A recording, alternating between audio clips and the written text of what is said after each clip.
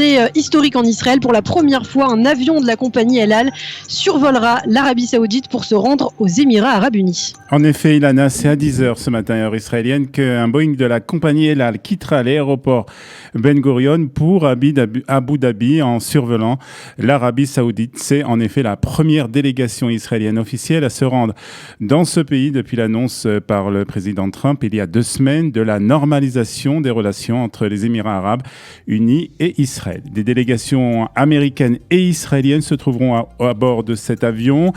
Jared Kushner, le conseiller du président Trump pour le Proche-Orient du côté américain, le conseiller israélien à la sécurité nationale Meir Shabbat, ainsi que les directeurs généraux des bureaux du Premier ministre, des ministres des Affaires étrangères et de la Défense du côté israélien. Les entretiens avec les responsables émiratis se concentreront notamment sur l'organisation de la cérémonie de signature officielle de l'accord de normalisation entre les États arabes unis et Israël, prévu à la Maison-Blanche dans les prochaines semaines.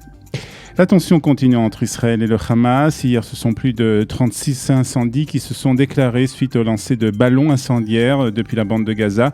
Les feux ont été à chaque fois maîtrisés, mais ont provoqué des dégâts dans plusieurs champs appartenant à des agriculteurs israéliens du sud d'Israël. Et parallèlement, l'émissaire qatari pour la bande de Gaza, Mohamed El Emadi, a déclaré hier qu'il était en contact avec toutes les parties pour établir le calme entre le Hamas et Israël et a souligné que ces efforts étaient toujours en cours.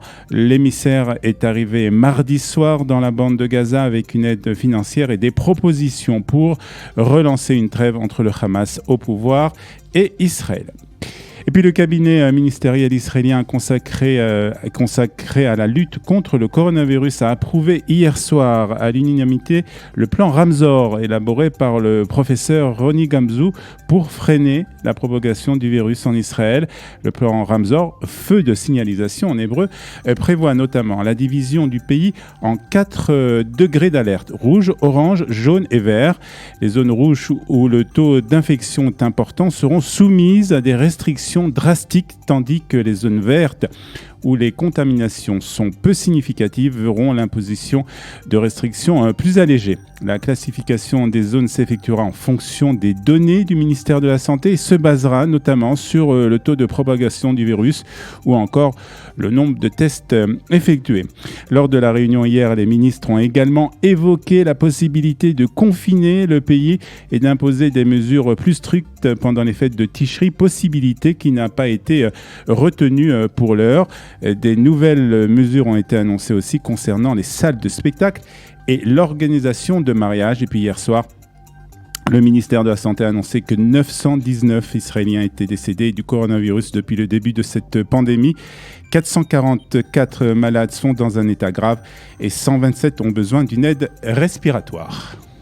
Et nous terminerons, Olivier, ce premier journal par un record historique en Israël, celui de la consommation d'électricité. En effet, cela est dû à la vague de chaleur qui s'est abattue sur le pays depuis quelques jours. La compagnie israélienne d'électricité a indiqué dans un communiqué que la consommation avait atteint 14 089 MW à 14h33 hier, battant le précédent record de 13 854 MW. C'était le 20 mai dernier. Le PDG de la compagnie israélienne d'électricité Oferblock a déclaré dans un communiqué que malgré les conditions météorologiques extrêmes, ses employés étaient parvenus jusqu'à présent à répondre à la demande croissante en énergie dans le pays.